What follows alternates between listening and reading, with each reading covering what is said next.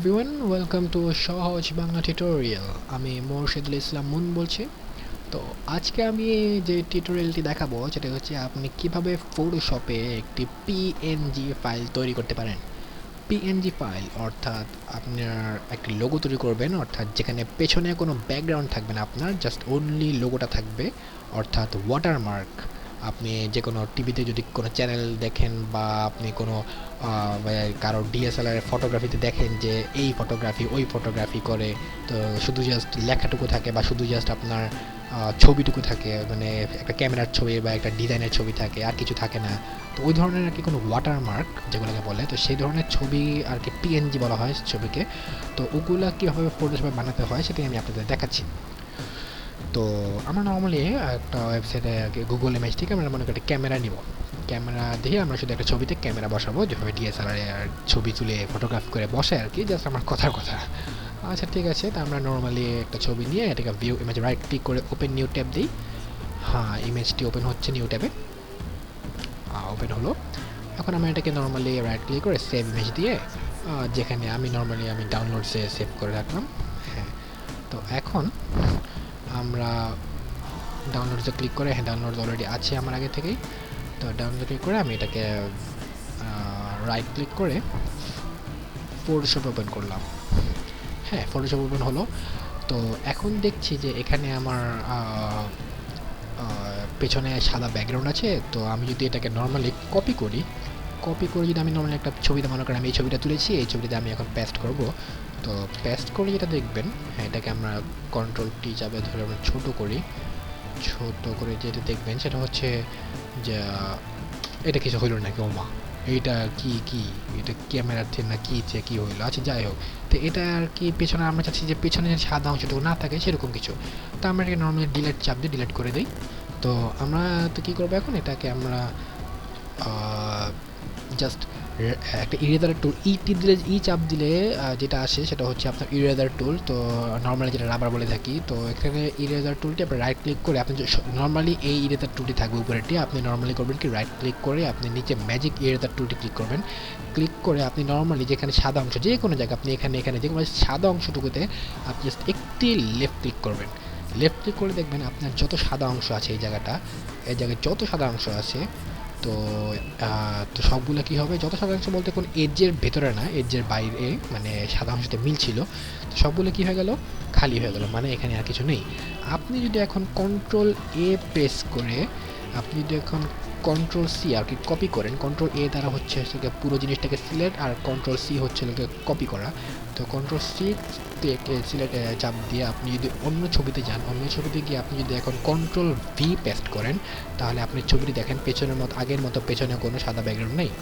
তো এখন আপনি চাইলে ছোট করবেন, তো দেখেন আপনি কন্ট্রোল টি টিপ দেবেন। কন্ট্রোল টি টিপ দিলে আপনার এই জিনিসটা একটা বক্সের মতো আসবে, যেখানে 4 জায়গায় 4টি।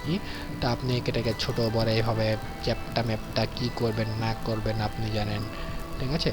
তো এরকম। তো এটার একটা এইটার এখন আমি চেতেছি যে আমি যদি এভাবে করি, দেখেন যে হায় কেমনে হয়ে গেলো, আমার হাতের আকার ভালো না, বা এরকম চ্যাপটা হয়ে গেলো, এটা হয়ে গেলো, ওইটা হয়ে গেলো। তো এই জন্য আর কি এটা সলিউশন হচ্ছে আপনি কন্ট্রোল টি চাপ দিয়ে শিফট ধরে রাখবেন, শিফট ছাড়বেন না, শিফট ধরে রেখে আপনি যে ক্লিক করবেন এবং ছাড়বেন না শিফট, সে যতক্ষণ না পর্যন্ত আপনি আপনার সাইজটা পেয়ে যাচ্ছেন। হ্যাঁ, আমি এটা থেকে একটু ছোটো করবো, আমি আগে মাউসটা ছাড়বো, তারপর শিফট ছাড়বো। হ্যাঁ, তারপর আমি উঠান, আর একটু ছোটো করার দরকার হলে আবার শিফট চাপ দিয়ে ধরেন, তারপর মাউসটা দিয়ে টিপ দিয়ে ছোটো করান। হ্যাঁ, মাউস ছাড়লাম, শিফট ছাড়লাম। এবার আপনি এটাকে এখানে দেন বা এখানে দেন। হ্যাঁ, এখন বলেন যে মাকে এভাবে দিয়ে আপনি আর কি আপনি টেক্সট করে দিতে পারেন। সরি, হ্যাঁ টি চাপ দিলে আপনি এখানে টেক্সট এসে পড়বে। তো আপনি এখানে নর্মালি একটা ফন্ট দিয়ে দেখাতে পারলেন, যেমন আমি যদি এখানে লিখি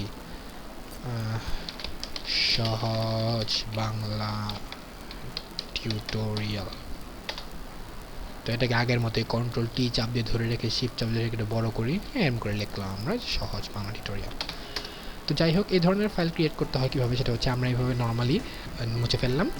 তো এখন আমরা কন্ট্রোল ডি চাপ দিয়ে ডিসিলেক্ট করবো। এটা কিন্তু অলরেডি সিলেক্ট করা আছে, দেখেন এই কন্ট্রোল এ যখন চাপ দিয়েছিলাম তখন কিন্তু সব সিলেক্ট হয়ে গেছে। এখন সিলেক্টগুলো আমরা মানে ডিসিলেক্ট করতে মানে সিলেক্টগুলো বাদ দিয়ে এতে আমরা কন্ট্রোল ডি চাপ দিব, তাহলে ডিসিলেক্ট হয়ে গেল। তো এখন আপনি যেটা করবেন সেভ করবেন। এটাকে সেভ করবেন কীভাবে, সেটা হচ্ছে আপনি নর্মালি প্রথমে অল্টার, তারপর কন্ট্রোল, তারপর শিফট চেপে ধরে আপনি এস ক্লিক করবেন। 4টা বাটন একসাথে একসাথে বলতে পরপর অল্টার, কন্ট্রোল, শিফট, এস।